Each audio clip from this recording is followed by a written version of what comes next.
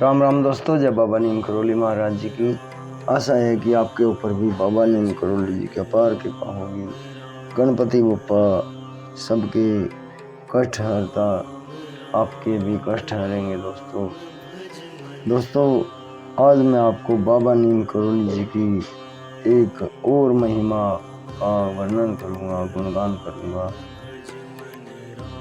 मेरे बाबा नीम करोली जी ने बताया है कि जो व्यक्ति परिवार की सेवा करता हो, परिवार का पालन पोषण करता हो और जो सामान्यतः जीवन व्यतीत करता हो, उसे योग और ध्यान पर ज़्यादा महत्व नहीं देना चाहिए। ये बातें क्यों कही बाबा ने, इस बात को पता करते हैं। जय बाबा नीम करोली महाराज। ध्यान को बाबा अवश्य महत्वपूर्ण बताते थे, पर जब कोई व्यक्ति उनके पास बैठकर ध्यान लगाता था तो वे तुरंत उसके ध्यान को तोड़ देते थे। मैंने अनेक बार उनके दरबार में जब वे लोगों से वार्ता करते रहते, उनके पाद पद्मों को अपने हाथ में लेकर ध्यान लगाने की चेष्टा की। कभी बाबा अपना पैर हटा लेते, कभी वे मेरी हथेली में अपने अंगूठे को हिलाते रहते और कभी वे उस समय दरबार में चलती हुई चर्चा पर मुझसे ही प्रश्न कर देते और मुझे निरुत्तर होकर लज्जित होना पड़ता था। बात असल में यह थी कि वे प्रत्येक व्यक्ति की अक्षमता को जानते थे। वे हर व्यक्ति की अक्षमता को जानते हैं महाप्रभु, और अपनी ध्यान की उच्च एवं प्रभावपूर्ण स्थिति को भी। एक बार इसी संदर्भ में वे मुझसे बोले,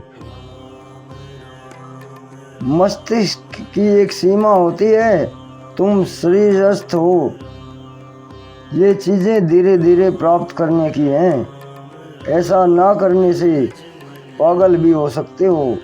यह सत्य है कि एकाग्र मन ही अंतर्दृष्टि प्रदान करता है और यही आत्मदर्शन है, पर ईश्वर स्मरण और प्राणियों की सेवा करने वाले को ध्यान और पूजा की तरफ ज़्यादा आवश्यकता नहीं है। यह सरलतम एक साधन है एक परमात्मा को प्राप्त करने का। लेकिन अगर कोई साधारण व्यक्ति, परिवार वाला व्यक्ति, अगर उसमें सामर्थ्य नहीं है उस भगवान के, उस अनंत जो ज्योति होती है उसका अगर वो ध्यान निरंतर करता है और वो ज्योति उसको पागल भी कर सकती है। यही बाबा जी ने इस प्रसंग में बताया। दोस्तों, अगर हमारे मस्तिष्क में इतनी अक्षमता नहीं है कि हम उसे सहन कर सके, उस तेज को, उस परमात्मा के तेज को, फिर हम पागल भी हो सकते हैं। दोस्तों, ये सच्चाई है। ऐसा ही हमारे पास में ही एक हनुमान जी के भक्त थे, लक्ष्मी डॉक्टर जी। अब तो उनका स्वर्गवास हो चुका है और उन्होंने हनुमान चालीसा 40 दिन तक की और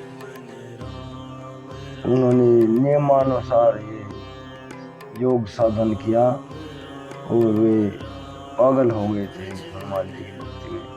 दोस्तों, यही बात है, हमारे मस्तिष्क में जितनी ऊर्जा है, जितनी सहन शक्ति है, हम उतना ही सहन कर सकते हैं। हर व्यक्ति की अपनी अपनी मस्तिष्क की अक्षमता होती है, ये महाप्रभु ने बता दिया है। दोस्तों, सभी पूजा तो करें, लेकिन अपने शरीर के हिसाब से, अपने मस्तिष्क के हिसाब से धीरे धीरे उसे बढ़ाएं, ताकि हमारे मस्तिष्क की जो अक्षमता है वो धीरे धीरे बढ़ती जाए और हमें वो राह पर आगे बढ़ने का मौका मिलता रहे। तो दोस्तों, बाबा जी की कष्टप्रद साधना को महत्व न देकर बाबा जी कष्टप्रद इस साधना को महत्व न देकर हृदय की शुद्धता पर जोर देते हैं। बाबा नीम करोली जी कहते हैं कि ये कष्टप्रद साधना ना करके आप परिवार वाले हो, आप हृदय की शुद्धता पर जोर दीजिए। ये योग साधन तो ऋषि मुनियों के लिए हैं, ये बाबा जी ने कहा है। अगर हमें करने हैं तो थोड़ा सुबह शाम ध्यान कर लें और हृदय की शुद्धता बनाएं। यही सबसे बड़ा सर्वोपरि बताया है बाबा नीम करोली ने। अभी आज्ञा लेता हूँ दोस्तों। जय बाबा नीम करोली महाराज, जय श्री राम, जय हनुमान।